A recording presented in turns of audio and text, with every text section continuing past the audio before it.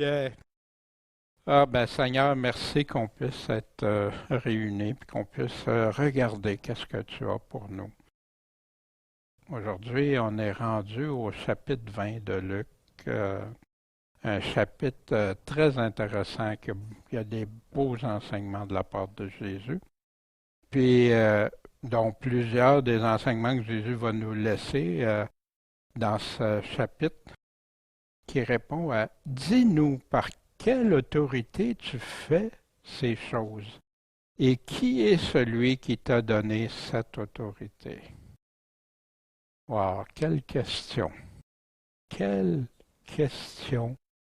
Puis on va examiner ça, une question qui est correcte en soi, dépendamment de l'intention dans laquelle on le pose, puis qui est essentielle pour la vie éternelle aussi. Bien, avant d'aller plus loin, la semaine dernière, dans le chapitre 19, on a vu chercher, Jésus est venu chercher et sauver des personnes comme Zachée, des personnes qui se sont repenties, qui ont vraiment changé leur vie.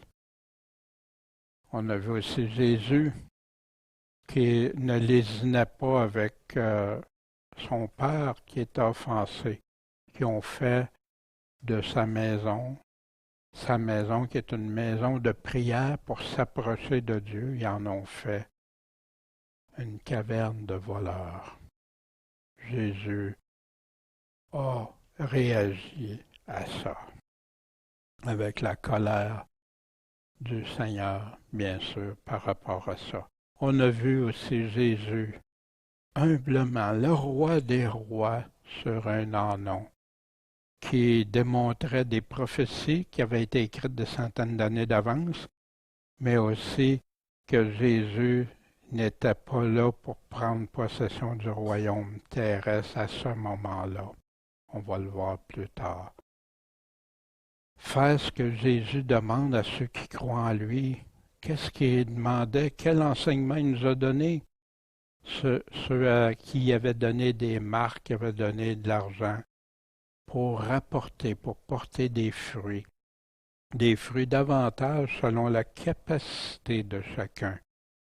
Mais Jésus aussi nous a dit qu'il était sans excuse ni pardon pour les serviteurs lâches, ceux qui n'avaient rien fait avec ce que Dieu leur a donné, par peur, puis ou paresse. Puis, est-ce qu'on s'attache aux paroles pures de Jésus, le seul qui a les paroles de vie éternelle? C'est un sujet que Jésus met en lumière souvent au travers de ses enseignements, sans utiliser nécessairement des mots comme ça, mais qui c'est là présent, présent. Bien, on va débuter le chapitre 20. Bon Père céleste, on aurait besoin toujours de ton Esprit Saint, le même Esprit qui a fait écrire, rédiger ces paroles pour qu'on les ait aujourd'hui, Seigneur, qu'on soit un avec ton Esprit, Seigneur, en, en total accord. Et Seigneur, c'est pour ça qu'on a besoin de la bonne compréhension de tes paroles. Fait que guide-nous, s'il te plaît, en ton saint nom, Jésus, notre Maître et Sauveur. Amen. Un jour que Jésus enseignait le peuple. Fait que c'est une de des journées. Il a fait ça pendant plus de 3 ans. Puis à ce moment-là, il était dans le temple, donc à Jérusalem. Puis il annonçait quoi? L'Évangile. Enseigner, qu'est-ce qu'il enseignait? Il enseignait l'Évangile. À remarquer ici, c'est sa doctrine, son Évangile, c'est indissociable. Ça va ensemble. Puis remarquez aussi qu'il n'était pas mort et ressuscité encore, pourtant il annonçait quoi? L'Évangile. Pour certains qui veulent limiter ça seulement à la mort et résurrection, et ça va beaucoup plus loin que ça. Jésus donnait ses instructions, ses enseignements, ses commandements qu'il a donnés et qu'il nous a dit d'aller instruire ses commandements, puis faire observer ses commandements. pour qu'il les observe. Il annonçait l'Évangile, il y a eu les principaux sacrificateurs, hein, qui étaient les prêtres du temps, ceux qui offraient les sacrifices à Dieu, puis les scribes, ceux qui écrivaient, les théologiens, puis les anciens, hein, les plus âgés et respectés parmi les Juifs. Fait qu'ils sont venus lui parler, puis ils ont dit, dis-nous par quelle autorité tu fais ces choses? Et qui est celui qui t'a donné cette autorité? Bien, Jésus l'a répété souvent par quelle autorité il le faisait. Fait est-ce qu'il le savait? Du moins des paroles de Jésus, il le savait de ce point de vue-là. Et Jésus les a emmenés souvent. Souvenez-vous quand il a déroulé le rouleau d'Ésaïe, quand il disait pourquoi il était là. C'est accompli aujourd'hui. Puis, qui est celui qui t'a donné cette autorité? Une question fondamentale, mais une question qui a été amenée dans un contexte qu'il ne voulait pas avoir la vraie réponse, parce qu'il la connaissait, cette réponse. Fait que Jésus leur a répondu, mais voici la façon que Jésus leur a répondu. Je vous demanderai aussi une chose. Dites-la moi. Vous me posez cette question-là, je vais vous poser une question. C'est pas que Jésus a dévié le sujet, au contraire, il est resté en plein dans le sujet. On va voir ça. Le baptême de Jean, ça venait-tu du ciel ou des hommes? Wow! Jean-Baptiste, hein, qui prêchait le baptême, la repentance et tout. C'est-tu les hommes ou Dieu? Fait que là, ils ont raisonné en eux-mêmes. Si on dit du ciel, il va dire, ben pourquoi vous n'y avez pas cru si ça vient de Dieu? Puis si on dit des hommes, ben là, le peuple, il est persuadé que Jean, c'est un vrai prophète de Dieu. Ils vont vouloir nous tuer, nous lapider. Wow, ils sont coincés. Pourtant, ils sont arrivés avec une question, hein, très simple. Mais là, ils sont pris avec ça. Mais là, ils ont dit, ils ont fait leur choix. Courageux, hein? C'est pourquoi ils ont répondu qu'ils ne savaient pas d'où ils venaient. Imaginez, là, il serait tiré d'un pied, hein? Et Jésus leur dit, ben moi non plus, je ne vous dirai pas par quelle autorité je fais ces choses. Mais là, quel est le lien? Les pharisiens, en disant qu'ils ne savaient pas, ils manifestaient leur hypocrisie et leur malice au travers de ça, parce ils connaissaient déjà. Puis il démontrait qu'il y avait n'importe quoi que Jésus dirait de plus, là, il n'y a rien qui le ferait changer d'idée. Il n'y a rien qui le persuaderait. Mais pourquoi Jésus a posé cette question-là précisément en réponse? C'est tout relié. Quelle autorité qui t'a donné cette autorité? Où t'apprends ton autorité? Le baptême venait de Dieu, pas des hommes. C'était clair. Mais s'ils ne croient pas, l'autorité qui provient de la même source, Jésus a pris son autorité où? De Dieu, du Père, du ciel. C'était... Et c'est ça, pour ça que Jésus a répondu avec cette question. Puis pour l'emmener aussi à réfléchir. Hey, si le baptême de Jean, ça vient de Dieu, La même chose pour Jésus, ça vient de Dieu, l'autorité. Puis, de qui vient le baptême pour croire à l'Évangile? Ça m'a amené aussi à ça. Mais il y en a qui vont tout de suite dire, ben oui, hein, regarde ça, c'est pas correct, et ils rejetaient, ils disaient pas la vérité, puis ces choses-là. Mais est-ce que c'est pas la même chose pour le baptême que Jésus a dit d'aller se faire baptiser, de croire, se faire baptiser, de le suivre, baptisez-les au nom du Père, du Fils et du Saint-Esprit. Enseignez-leur à observer tout ce que je vous ai commandé. Mais ça fait partie, ça, de croire à l'Évangile. Par quelle autorité ou qui t'a donné cette autorité? Le livre de Jean, l'Évangile de Jean est rempli de paroles de Jésus qui clarifient, qui démontrent qu'il est un avec Dieu, que s'il parle au travers de Dieu et tout ça. Voici dans Jean-Baptiste en train de parler au chapitre 3, versets 33-36. Celui qui a reçu son témoignage a scellé que Dieu est vrai et véritable. Car celui que Dieu a envoyé dit quoi? Les paroles de Dieu, parce que Dieu ne lui donne pas l'Esprit par mesure. Jésus-Christ. Le Père aime le Fils et a mis toutes choses en sa main. Celui qui croit au Fils a la vie éternelle. Fait qu'il y en a qui ne vont pas définir croire. C'est ce que les églises devraient faire. Définir qu'est-ce que ça veut dire vraiment le mot croire.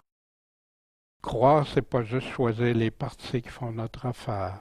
C'est croire ce que lui nous dit. Mais celui qui désobéit au Fils. Fait qu'il y a des versions qui ont mis le mot qui ne croit pas. Mais c'est vraiment la connotation désobéissance, qui n'obéissent pas. Celui qui obéit au Fils a la vie éternelle, mais celui qui désobéit au Fils ne voit pas. C'est la même chose, celui qui croit au Fils, celui qui ne croit pas n'a pas la vie, mais la colère de Dieu demeure sur lui. Par quelle autorité Jésus parlait, faisait? Une voix sortie de la nuée qui dit, c'est ici mon Fils bien-aimé, écoutez-le. On a dans Hébreux au chapitre 1 qu'on a vu avant, il n'y a pas si longtemps, Dieu ayant autrefois parlé à nos pères, ceux qui étaient avant, à plusieurs reprises, puis de diverses manières. Dieu a envoyé des prophètes, envoyé des personnes, Moïse, et c'est rempli dans l'Ancien Testament des noms des prophètes, puis de différentes façons. On pense à Jérémie, à Daniel, à Ézéchiel. Il nous a parlé en ces derniers temps comment? Par son Fils. C'est lui qui a les paroles de la vie éternelle, qui l'a établi héritier de toutes choses, par lequel aussi il a fait le monde, et qui, étant la splendeur de sa gloire et l'empreinte de sa personne, et soutenant toutes choses comment? Par sa parole puissante, ayant opéré par lui-même la purification de nos péchés. Qui d'autre que Jésus-Christ s'est assis à la droite de la majesté divine dans les lieux très hauts, ayant été fait d'autant plus excellent que les anges qu'il a hérité d'un nom plus excellent que le leur, car auquel des anges Dieu a-t-il jamais dit, tu es mon Fils, je t'ai engendré aujourd'hui, et encore je serai son Père, il sera mon Fils, des passages écrits des centaines d'années avant que Jésus vienne.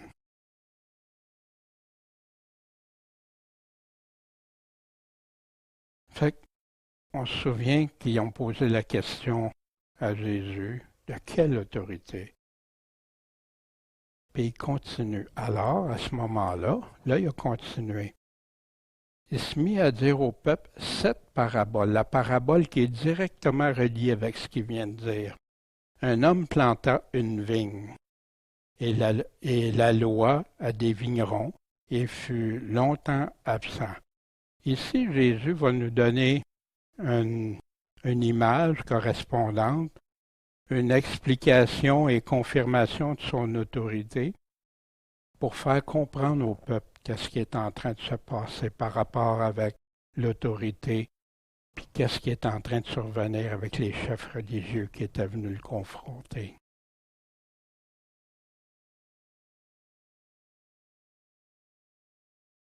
Et la saison étant venue, il envoyait un serviteur vers les vignerons afin qu'il lui donne du fruit de la vigne.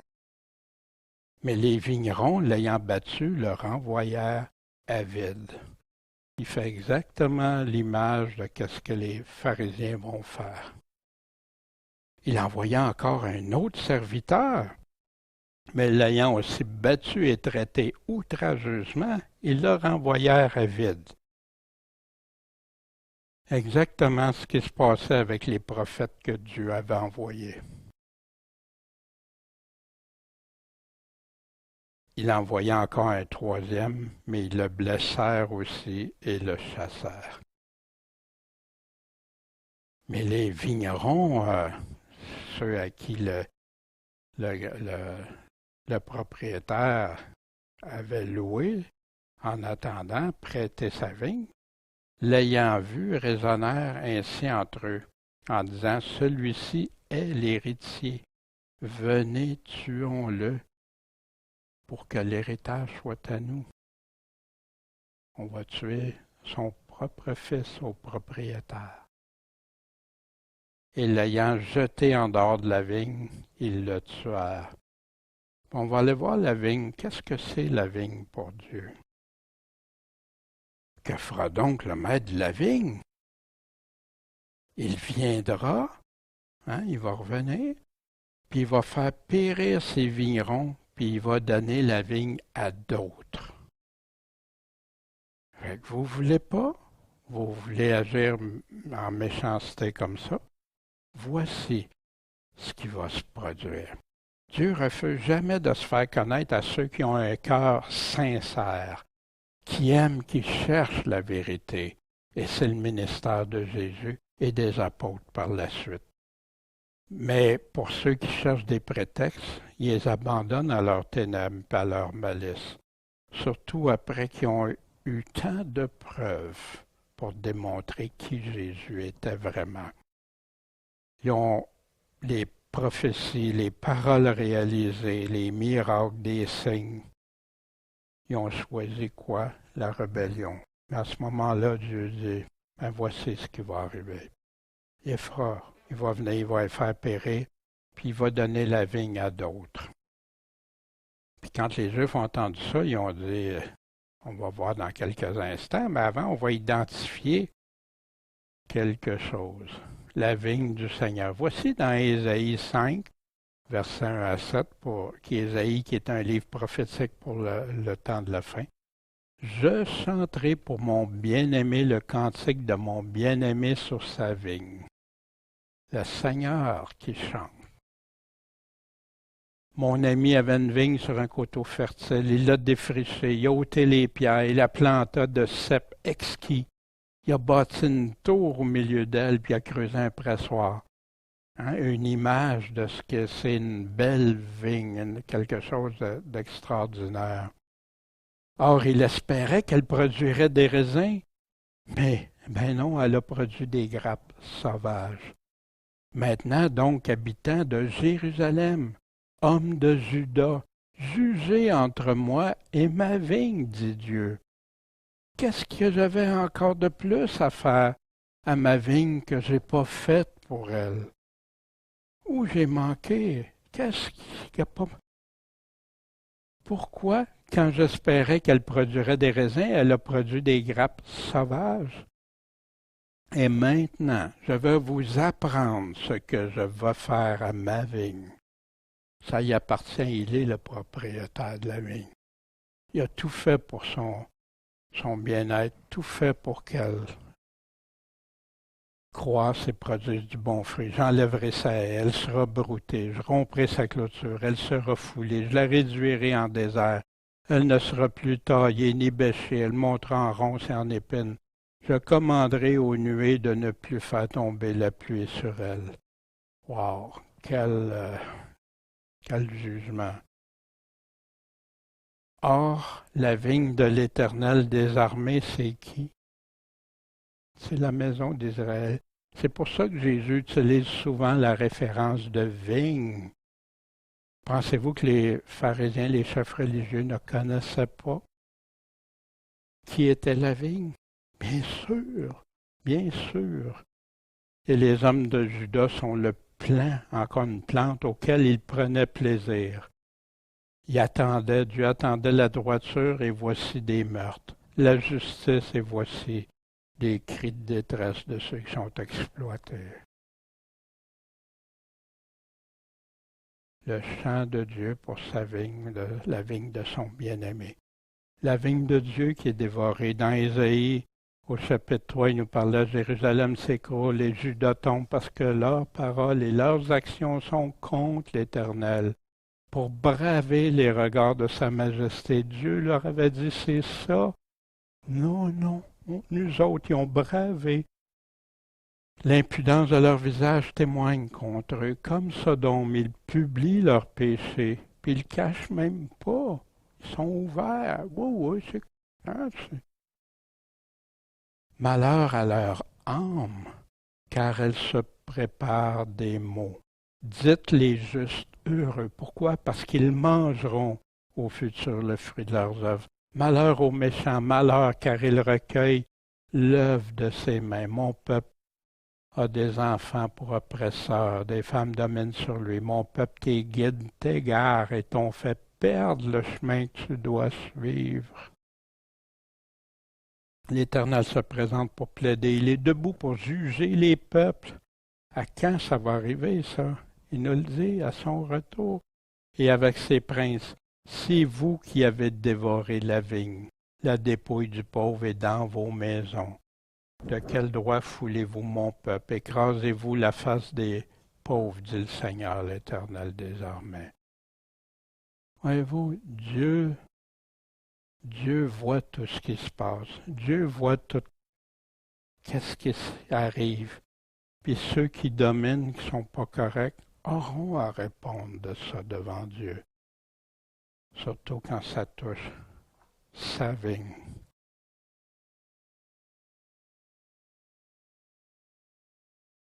La vigne qui est devenue étrangère, le prophète Jérémie, un autre qui ont battu et qui ont emprisonné, qui ont essayé de faire taire. Voici ce que Dieu dit. Ta malice te châtiera et les infidélités te reprendront et tu verras que c'est une chose mauvaise et amère de faire quoi? D'abandonner l'Éternel ton Dieu. Fait que pour l'abandonner, il était avec Dieu, mais ils ont choisi de l'abandonner et que ma crainte ne soit pas en toi, dit le Seigneur, l'Éternel désormais, parce que dès longtemps tu as brisé ton joug. J'en veux pas, moi, de ces règles-là, j'en veux pas de ces. Rompu les liens, tu as dit, non, je ne servirai pas. Mais sur toute colline élevée, sous arbre vert, tu t'inclines et tu te prostitues. Tout le reste que Dieu n'a pas dit, toutes les choses que Dieu ne fait pas ou dit de ne pas faire. Moi, je t'avais planté comme une vigne excellente, dont tout le plan était franc. Comment t'es-tu changé pour moi en sarment de vigne étrangère? Tu ne fais plus partie de ma vigne. Étrangère, comme des enseignements étrangers. C'est pour ça que les enseignements étrangers que Dieu n'a jamais dit, que Dieu n'a pas fait, ne sont pas corrects pour le Seigneur. La vigne, ici, c'est qui? C'est Jésus. Jésus et ceux qui sont attachés à lui, qui sont rattachés. Je suis le vrai cep et mon Père est le vigneron. Il retranche tout sarment à moi qui ne porte pas de fruits. Il émonde tout sarment qui porte du fruit, afin qu'il en porte encore plus. Merci Seigneur, t'enlèves en nous, en moi, en chacun de ceux qui l'aiment, les fruits qui ne sont pas bons, les choses qui ne produisent pas du bon fruit. Vous êtes déjà honnête à cause de la parole que je vous ai annoncée. Demeurez en moi et moi je demeurerai en vous. Parce que le sarment ne peut pas porter de fruits de lui-même s'il ne demeure pas attaché au cep. Hein? Coupe une branche, puis elle va mourir, elle ne produira pas de fruits. Vous non plus, si vous demeurez, vous ne demeurez en moi. Je suis le cep et vous les sarments. La vigne, le Père et le vigneron. Puis, ici, il répète, si vous demeurez en moi, que mes paroles demeurent en vous, demandez, puis vous l'obtiendrez. Mon Père sera glorifié si vous portez beaucoup de fruits, et là, vous serez mes disciples. C'est intéressant le passage de Jean 15 hein, qu'on peut regarder, je vous invite à aller au complet. Le Seigneur répète combien de fois demeurez pour ceux qui demeurent.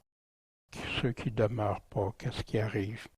Des fruits, il répète les fruits, le cep, les sarments. Quand Jésus répète, il veut que ce soit tellement clair pour chacun. Puis, la vigne de Jésus pour produire des bons fruits selon Dieu. C'est ce qu'il attend de chacun de nous. Mais il nous parle de la moisson à la fin, la moisson finale de la vigne. Hein, c'est quand il est en train de parler de ceux qui, l'ange qui avertit, il y en a qui vont avoir pris la marque de la bête, adoré, puis tout ça. Il faut qu'il fasse quelque chose, c'est pas la marque de la bête, il y a toutes sortes de théories là-dessus, mais il nous le dit. Pour obtenir la marque de la bête, il va falloir que tu blasphèmes, que tu reconnaisses quelqu'un d'autre que Dieu. Pour avoir la marque, tu dois l'adorer. Je regardais encore, et par la suite, et voici, il y avait une nuée blanche, et sur la nuée, quelqu'un d'assis qui ressemblait au Fils de l'homme, ayant sur sa tête une couronne d'or, en sa main une faux tranchante. Et un autre ange sortit du temple, criant d'une voix forte à celui qui était assis sur la nuée, « Jette ta faux, puis moissonne, moissonne, car le temps de moissonner est venu, parce que la moisson de la terre est mûre. » C'est rendu à son étape finale. Alors celui qui était assis sur la nuée jeta sa faux sur la terre et la terre fut moissonnée. On va voir qu'il y a deux moissons. Et un autre sorti du temple qui était dans le ciel, il y avait lui aussi une faux tranchante. Il sortit de l'autel, un autre ange qui avait le pouvoir sur le feu et cria d'un grand cri à celui qui avait la faux tranchante et lui dit, « Jette ta faux tranchante et vendange les grappes de la vigne de la terre, car les raisins en sont mûrs. » Puis l'ange a jeté sa faux sur la terre et vendangea la vigne de la terre et jeta la vendange dans la grande cuve de la colère de Dieu. Une moisson, deux résultats. Puis deux destinées différentes. Exactement comme les enseignements de Jésus qui nous donnent, on va en voir la semaine prochaine, Dieu voulant, avec Luc 21. La grande cuve de la colère de Dieu, c'est là cette partie de la moisson qu'il ne faut pas que tu sois. Et la cuve fut foulée hors de la ville, il sortit de la cuve du sang jusqu'aux morts des chevaux sur l'espace de 1600 stades. On avait vu ça, les significations quand on avait vu l'Apocalypse, la révélation de Jésus-Christ. Et c'est encore là, tout pour qu'on soit de la bonne récolte dans cette moisson. Cette vigne qui va être récoltée, qui va avoir porté des bons fruits pour ceux qui sont demeurés, restés attachés, puis des mauvais fruits pour ceux qui auront des grappes sauvages, comme Dieu parlait dans l'Ancien Testament. Il va donner la vigne à d'autres. On se souvient à qui? C'était des chefs religieux à qui Dieu avait confié des responsabilités et tout ça. Ils ont mal fait ce que Dieu leur avait confié. Ils l'ont tordu, ils ont mis de l'hypocrisie, toutes sortes de choses dans ça. Maintenant, on se souvient quand Paul, dans Acte 13, il a dit Maintenant, Dieu va m'envoyer vers des gentils. C'était à vous d'abord qu'il fallait annoncer la parole de Dieu, mais puisque vous la rejetez, cette parole, et que vous jugez vous-même indigne de la vie éternelle. Wow! Voici, nous nous tournons vers les gentils, les non-juifs, car le Seigneur nous a ainsi commandé. Je t'ai établi comme la lumière des gentils pour être leur salut jusqu'aux extrémités de la terre. Les gentils, entendant cela, se réjouissaient et donnaient gloire à la parole du Seigneur, et tous ceux qui étaient destinés à la vie éternelle ont cru, ont mis leur foi, et la parole du Seigneur se répandait dans tout le pays.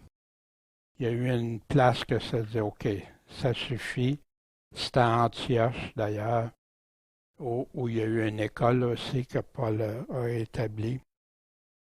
Puis, ils ont resté là, dans cette ville-là, que ça a changé. Paul a dit, mais mon ministère, maintenant, dorénavant, va être envers les non-juifs. Pierre aussi a évangélisé aux non-juifs. On se souvient de Corneille, puis il y a eu d'autres aussi dans les Actes.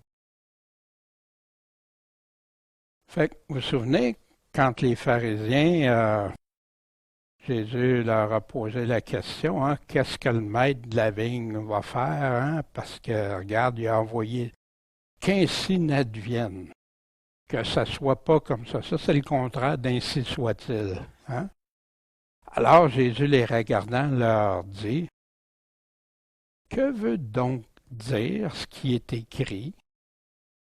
La pierre que ceux qui bâtissaient ont rejetée est devenue la principale pierre de l'angle. Wow! Là, Jésus les a cloué un clou solide. Parce que ça, c'est des passages, c'est des choses qui sont répétées dans l'Ancien Testament. On sait, la pierre de ceux qui bâtissaient a été rejetée. Il y a une pierre pour eux autres. C'est la pierre angulaire, le fondement. Mais ils n'en veulent pas de ce fondement-là. Ils veulent y ajouter d'autres choses. Oui, ils n'en veulent pas du tout. C'est devenu la pierre principale de l'angle. Et quiconque va tomber sur cette pierre sera brisé. Vous chutez, vous allez être brisé. Elle écrasera celui sur qui elle tombera. Puis vous savez, Jésus nous a dit que ces paroles vont nous juger à la fin. On se souvient aussi d'une pierre dans Daniel au chapitre 2, quand Daniel explique au roi son rêve, sa vision. Puis il disait, quand il parlait qu'il y a une pierre qui a été détachée sans le secours d'aucune main, qui a frappé, qui a tout brisé l'image de statue. Puis il l'a brisé. Puis que la pierre qui avait frappé la statue est devenue une grande montagne qui a rempli toute la terre. De qui on parle ici, la pierre? Bien sûr, Jésus-Christ. La pierre déterminante. Voici un des textes dans le psaume 118. Je mourrai pas, mais je vivrai, et je raconterai les œuvres de l'Éternel. L'Éternel m'a châtié sévèrement, nous dit David, mais il ne m'a pas livré à la mort. Dieu aimait David. David avait un cœur selon Dieu, mais pas quand il a commis ses abominations devant Dieu, meurtre, adultère et trahison et tout. Mais il s'est repenti, Dieu l'a châtié. Il a payé pour ça, David, tout le reste de ses jours d'ailleurs. Dans sa famille, il avait des choses terribles. C'est ici la porte de l'Éternel, les justes y entreront. À quoi ça fait référence, au Seigneur Jésus-Christ, je suis la porte. Je te célébrerai car tu m'as exaucé. Tu as été mon libérateur. La pierre que ceux qui bâtissent ont rejetée est devenue la principale de l'angle. Ceci a été fait par l'Éternel, cette pierre de l'angle, de l'angle qui est déterminante. C'est une merveille devant nos yeux. C'est ici la journée que l'Éternel a faite. Égayons-nous et réjouissons-nous en elle. C'est ce que les pharisiens auraient dû être en train de faire. Se réjouir de la pierre. Mais qu'est-ce qu'ils font? C'est eux qui bâtissent, c'est eux qui bâtissaient leur royaume, soi-disant, mais ils le bâtissaient sur la terre selon leur prérogative. Voici dans Ésaïe 28, c'est pourquoi écoutez la parole de l'Éternel, homme moqueur, qui dominez sur ce peuple de Jérusalem, parce que vous dites, on a fait alliance avec la mort, on a fait alliance avec le sépulcre.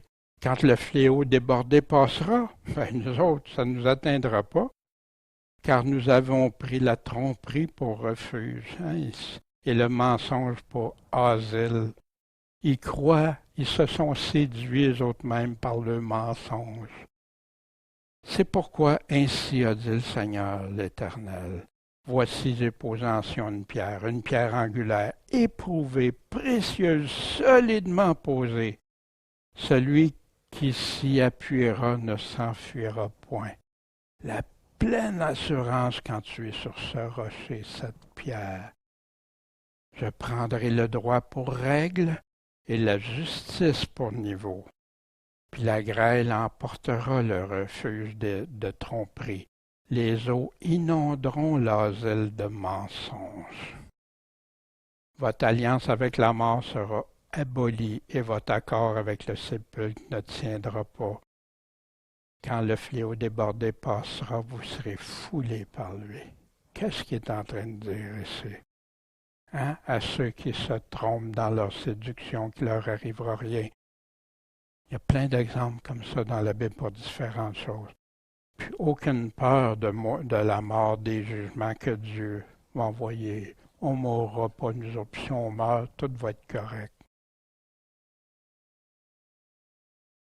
Mais seule cette pierre de langue donne accès au Père. Est-ce si importante la question de Jésus? Qu'est-ce que ça veut dire? Faire réfléchir. Sachez-vous tous, et tout le peuple d'Israël, que Pierre est en train de dire, que c'est au nom de Jésus-Christ de Nazareth que vous avez crucifié et que Dieu a ressuscité des morts. C'est par lui que cet homme se présente guéri devant vous. On se souvient, Pierre avait guéri. Puis là, il traduisait Pierre, parce que c'est ça. Ce Jésus est qui? La pierre qui a été rejetée par vous qui bâtissez. En passant, Pierre ne se cachait pas de faux fuyants, non, il disait la vérité. La vérité, des fois, elle est choquante. Jésus le dit souvent aux pharisiens, à ceux qui vivaient dans le péché, ceux qui se rebellaient contre Dieu. Il n'a jamais fait de faux fuyants, non, il disait les choses comme elles étaient. Qui a été faite la principale pierre de langue. Puis voici cette phrase. Puis je me souviens quand elle l'a transformé dans mon cœur aussi des choses. Il n'y a de salut en aucun autre. Car sous le ciel, il n'y a pas un autre nom qui a été donné aux hommes par lequel on puisse être sauvé. Il n'y en a pas d'autre. Le seul nom. Puis moi, j'ai lutté avec ça parce que là, Jésus, il se dit fait Dieu, il se dit Dieu, mais je croyais Dieu, je croyais même l'Ancien Testament, tout ça, mais j'avais, Seigneur, Dieu, montre-moi. Puis là, je lisais les paroles de Jésus, je disais, waouh, quelle belle parole, mais j'hésitais, j'étais encore là. Puis jusqu'à temps que Dieu m'a fait comprendre. Dieu, dans son amour, sa patience envers moi, m'a laissé le temps de voir, de comprendre, mais par sa parole, que Jésus était celui qui avait payé pour moi. Puis que si j'étais mort dans cet état-là, sans son Fils, je ne pouvais pas plaire à Dieu. Et j'étais perdu, vraiment. Mais c'est ce nom-là qui est donné, le seul nom que Dieu a donné, mon Fils bien-aimé. que voici, écoutez-le. Fait que là, bien, les principaux sacrificateurs, les scribes, ont cherché à l'heure même de jeter les mains sur lui. Pourquoi qu'ils voulaient l'attraper? Parce qu'ils avaient reconnu qu'il avait dit cette parabole contre eux. Ils l'avaient bien compris. Ils savaient de quoi il parlait. Mais ils craignaient le peuple encore. En passant, ça arrive souvent. J'ai vu ça même dans des assemblées chrétiennes, des gens qui craignent plus le monde, le peuple. Puis il y a tant d'églises qui ne prêchent pas tout ce que Jésus dit parce qu'ils craignent les réactions. Mais quand tu es là pour dire la parole de Dieu, tu ne crains pas. Tu dis, Seigneur, c'est toi que je dois craindre, mais donne-moi la sagesse de bien le présenter, de bien le dire, pour ne pas offusquer inutilement non plus. On n'est pas là pour ça. Mais on doit dire les choses que Jésus dit. C'est pourquoi l'observant de près, ils l'ont examiné à la loupe. Ils ont même aposté des gens qui contrefaisaient les gens de bien. Ils ont même mis des personnes pour venir contredire puis défaire ce que ceux de bien voulaient. Puis ils voulaient surprendre Jésus dans ses paroles dans le but de le livrer au magistrat, au tribunal, puis au pouvoir du gouverneur. Au lieu de dire, ben Seigneur, on va réfléchir à ce que tu nous as dit, non, non, ça les a encore plus animés de vouloir tuer même Jésus. Fait que ces gens lui adressèrent cette question, toujours dans le but de le piéger, de le coincer. Maître, nous savons que tu parles et enseignes avec droiture, wow! Et que sans faire exception de personne, tu enseignes la voie de Dieu selon la vérité. Amen! Wow! Fait qu'il y en a qui disent, gars, il y avait la foi, ils ont confessé. Ah oui? C'est parce que tu découpes un peu, on va lire. Hein? Tu découpes avant ce qu'il dit, puis après. Fait que, Seigneur, on a une question bien légitime. Hein? Nous est-il permis de payer le tribut à César ou non? Permis ou non? Fait que là, ce qu'il amenait, il amenait une question, eux qui devaient être là des théologiens, puis il ramenait ça avec les choses du monde. Voici. Mais Jésus, hein, on pouvait-tu y cacher quelque chose, comprenant leur artifice, leur dit, pourquoi me tentez-vous? Pourquoi vous voulez me tester, m'éprouver? Montrez-moi un denier.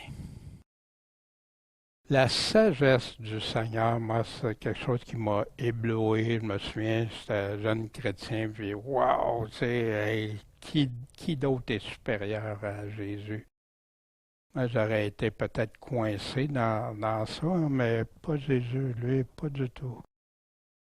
De qui l'image et l'inscription? Ben, de César, hein? C'est simple, pourquoi tu... Fait qu'il leur a répondu, rendez donc à César ce qui est à César, puis à Dieu ce qui est à Dieu. Jésus a tranché ici. Les affaires du monde, c'est les affaires du monde. Ça, César, ça appartient au monde. Dieu, les choses de Dieu, c'est à Dieu. Et il voulait absolument le coincer, mais là, ça ne marche plus, là. Dans Romains 13, hein, où justement Paul nous dit l'importance de rendez donc à tous ce qui leur est dû. C'est un dû. On doit, ça veut dire on doit le faire. Le tribut, à qui vous devez le tribut. Les impôts, à qui les impôts. La crainte, à qui la crainte. On voit qu'il n'y a pas juste la crainte de Dieu. Hein? La crainte, non, on doit craindre. Il nous en parle ailleurs de certains hommes, mais pas craindre au-dessus de Dieu, mais craindre selon leur rôle, leur statut. Hein? Aussi ceux qui portent l'épée. L'honneur, à qui l'honneur. Dans Romains 13, Paul reprenait des paroles de Jésus puis il l'expliquait plus précisément. Fait que là, ils n'ont pas pu le surprendre dans ses paroles devant le peuple. Mais il n'était pas resté comme OK, ça coule sur le dos d'un canard. S'étonnant de sa réponse. Il était Wow! Wow, qu'est-ce qu'il vient de dire là? Puis surtout quand quelqu'un s'en va à l'offensive pour attaquer, puis il se fait désarçonner comme ça, puis là, la réponse, wow. Mais ils se sont tus, ils ont arrêté. Les gens de bien, ils ont désigné des personnes pour contrefaire les gens de bien, pour piéger Jésus. Dans le Proverbe 26, on a ici des paroles très intéressantes. Réponds pas au fou selon sa folie, de peur que tu lui ressembles toi-même. Réponds pas dans le sens que dans son affaire, là, mais réponds au fou selon sa folie, de peur qu'il ne s'imagine qu'il est sage. Hein, tu dis la parole se contredit? Ben non. Embarque pas avec lui pour que tu lui ressembles, que tu t'abaisses comme il est en train de faire là. Mais réponds selon sa folie pour pas qu'il s'imagine qu'il est sage. Exactement ce que Jésus a fait à plusieurs reprises. Celui qui envoie des messages par un fou se coupe les pieds et boit la peine du tort qu'il se fait. Exactement ce que des pharisiens ont fait. Comme les jambes de l'impotent sont sans force, ainsi est une sentence dans la bouche d'un insensé. Et les pharisiens faisaient ça régulièrement. Faire honneur à un insensé, c'est mettre une pierre précieuse dans un tas de pierres. Un discours sentencieux dans la bouche d'un insensé, c'est aussi comme une épine dans la main d'un homme ivre. Il s'en rend même pas compte, puis une épine. Celui qui prend son service les insensés et les premiers venus est comme un archer qui blesse tout le monde. Comme le chien retourne à ce qu'il a vomi, ainsi est l'insensé qui revient à sa folie. As-tu vu un homme qui croit être sage? Il y a plus à espérer d'un fou que de lui. Voyez-vous, quand vous appliquez ça à ce qui s'est passé là. Fait que là, ben, ça n'a pas marché avec les pharisiens. Fait que là, les Sadducéens, eux autres, ça reviennent à la charge. Puis eux autres, ils nient la résurrection. Non, il n'y aura pas de résurrection. S'étant approchés, ont interrogé Jésus, puis disent, ben, Maître, Moïse nous a prescrit. Mais il croit l'Ancien Testament. Il croit Moïse, il croit, hein?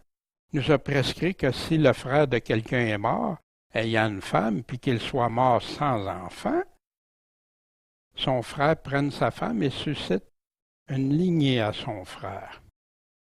Fait qu'ici, il cite un passage de Deutéronome, chapitre 25, 5 à 6, qui est écrit « Lorsque des frères demeureront ensemble ».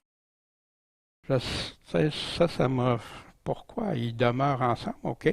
Et que l'un d'entre eux mourra sans enfant, la femme du mort ne se mariera pas au dehors avec un étranger. Son beau-frère viendra vers elle, la prendra pour femme et l'épousera comme étant son beau-frère.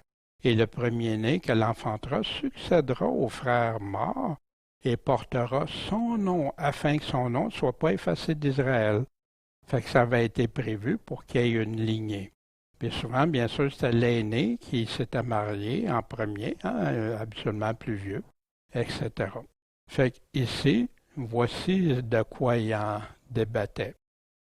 Mais là, ils veulent coincer Jésus. Ils ne croient même pas à la résurrection, mais ils vont poser une question qui concerne la résurrection.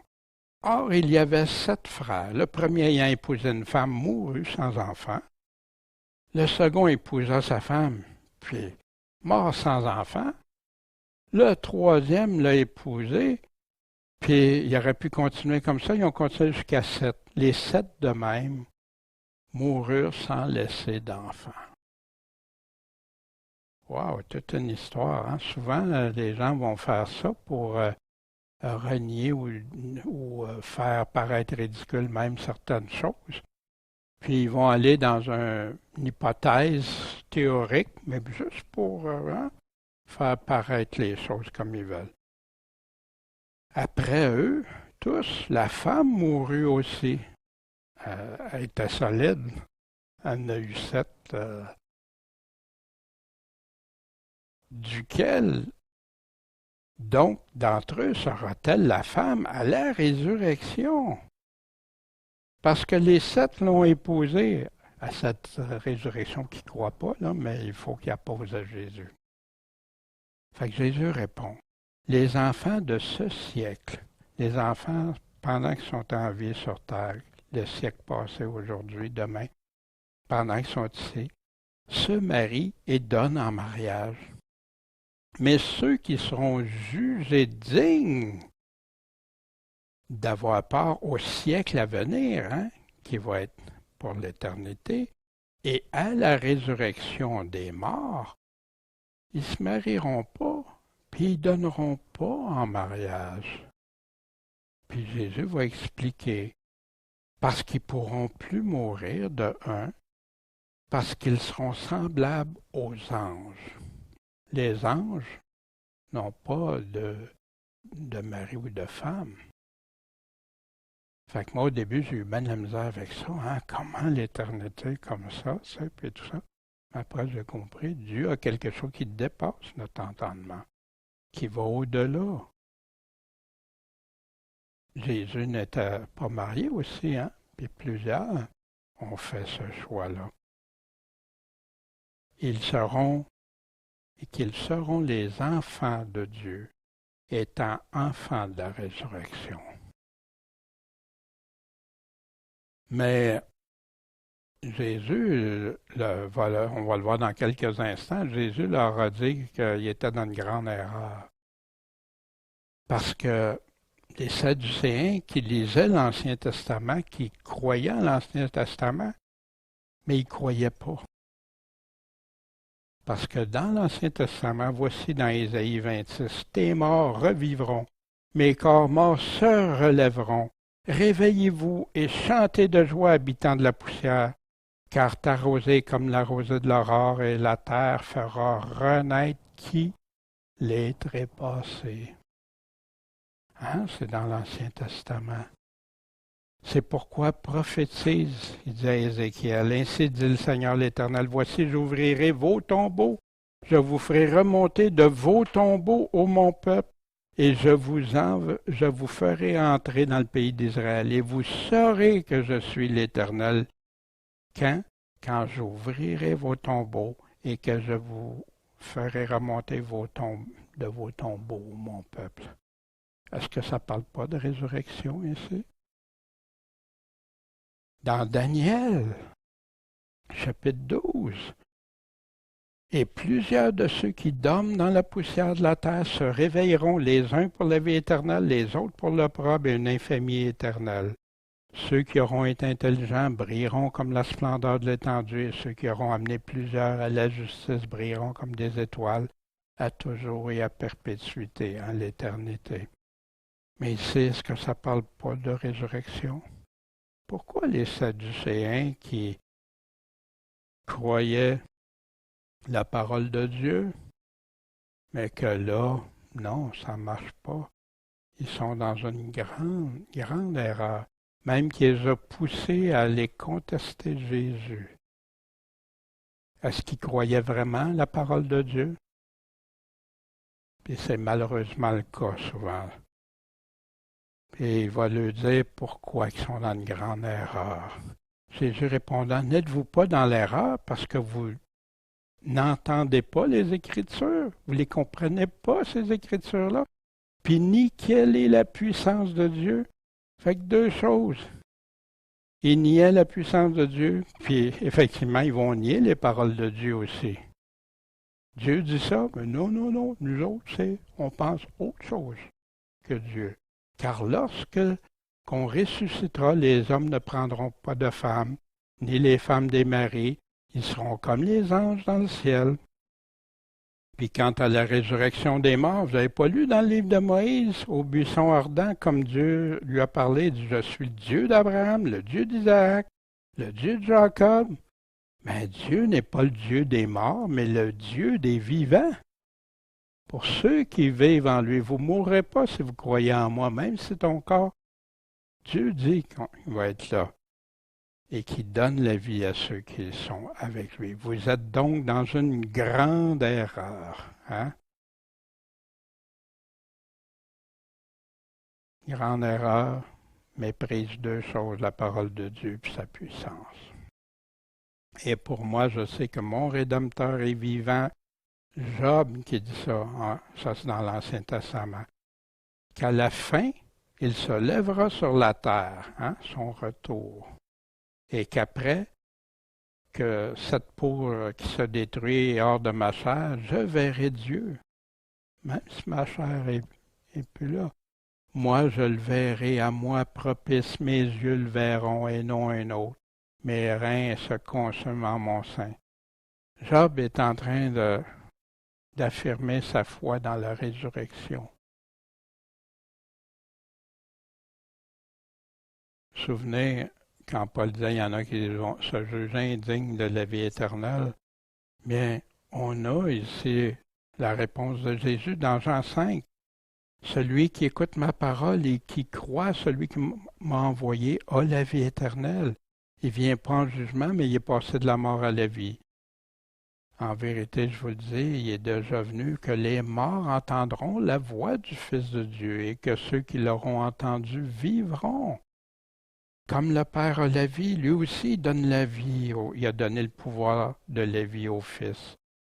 Puis il lui a donné le pouvoir d'exercer le jugement parce qu'il est le Fils de l'homme. Soyez pas surpris de ça, car l'heure vient que tous ceux qui sont dans les sépulcres, hein, qui sont morts, entendront sa voix et sortiront. Savoir ceux qui auront bien fait en résurrection de vie, puis à cette même récolte, et ceux qui auront mal fait en résurrection de condamnation.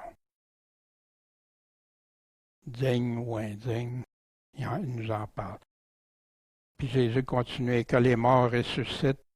C'est ce que montre aussi Moïse quand il nomme au buisson ardent le Seigneur, le Dieu d'Abraham, le Dieu d'Isaac, de Jacob. On a ça dans Exode 3, verset 6.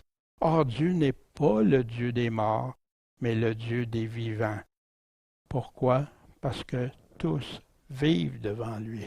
Dieu, tu ne peux rien cacher. Puis, si on regarde les patriarches morts, hein, qui sont pour Dieu, Dieu, l'âme retourne à Dieu, ça lui appartient.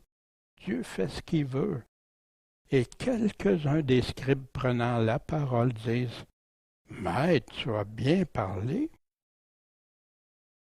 Mais ils n'osaient plus lui faire aucune question. C'est assez long, c'est assez fait ramasser, assez fait remettre à l'ordre.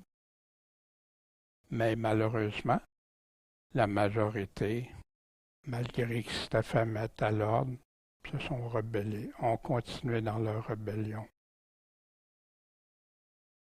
Fait que là, quand Jésus a vu, il ne pose plus aucune question, lui, il en pose une.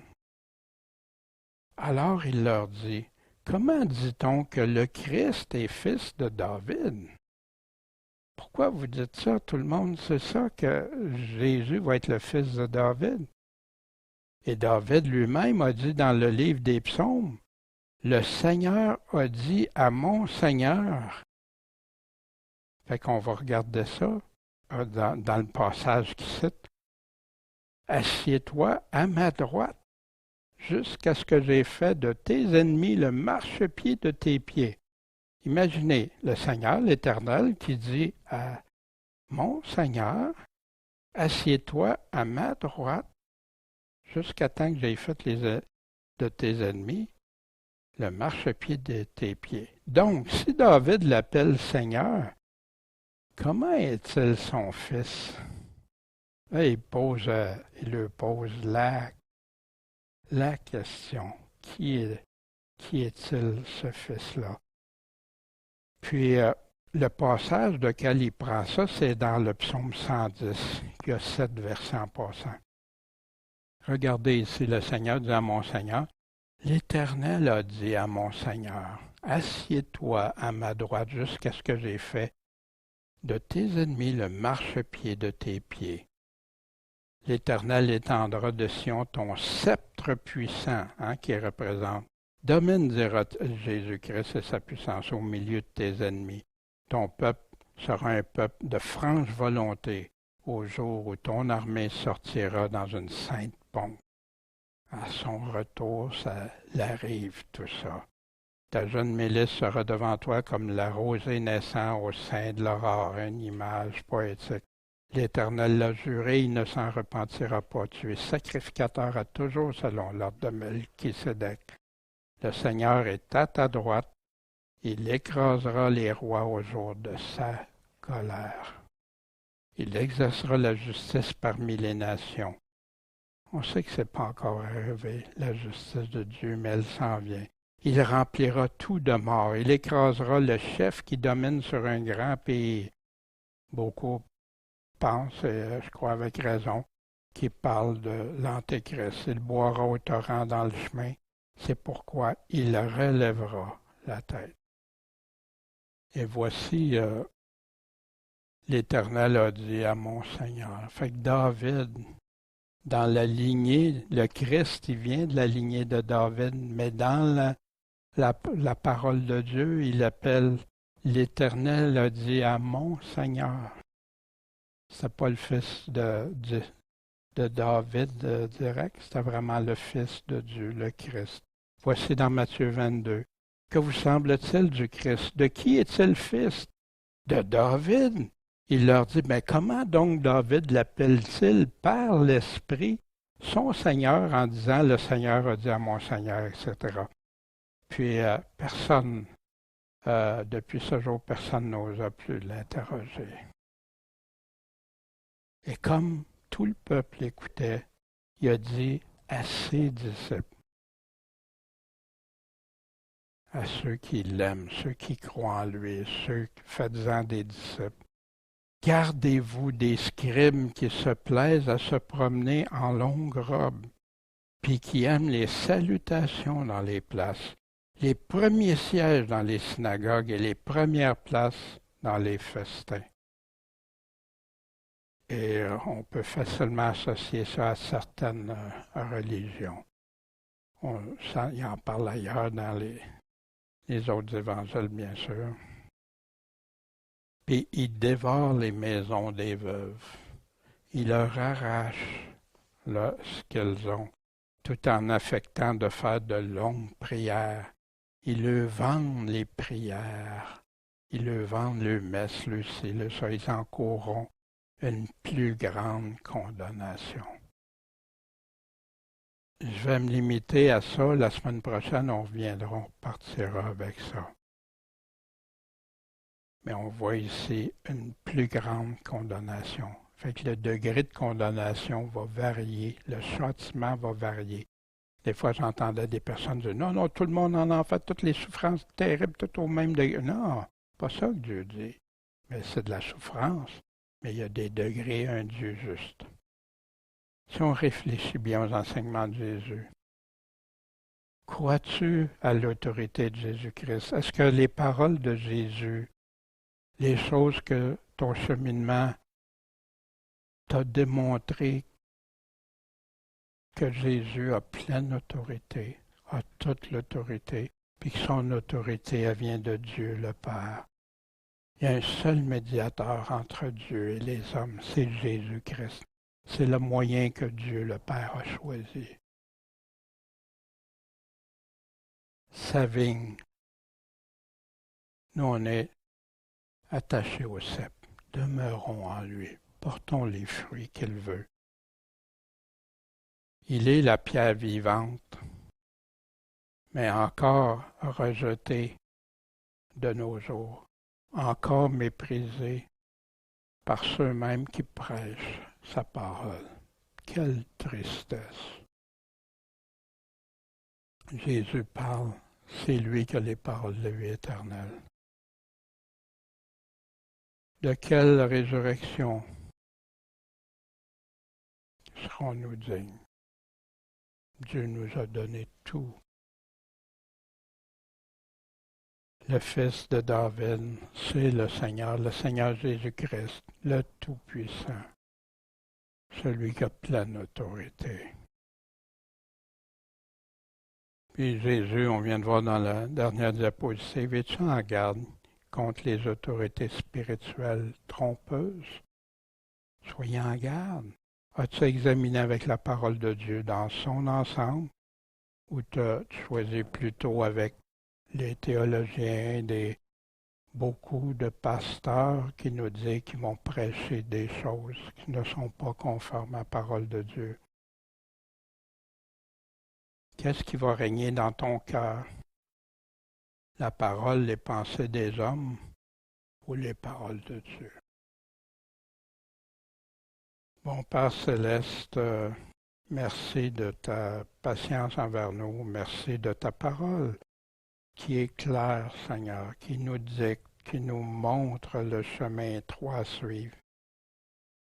Celle qui a la puissance de transformer nos cœurs, de nous faire changer de vie, de nous donner la paix en toi, Seigneur, la sécurité totale en toi. Tu nous demandes juste de t'aimer, te suivre et se conformer à toi, Seigneur. Seigneur, donne-nous des cœurs bien disposés, qu'on ne soit pas comme des personnes rebelles que tu as laissées en exemple pour nous, pour ne pas tomber dans les mêmes pièges. Seigneur, guide-nous, change-nous, puis rends-nous vainqueurs avec toi, Seigneur.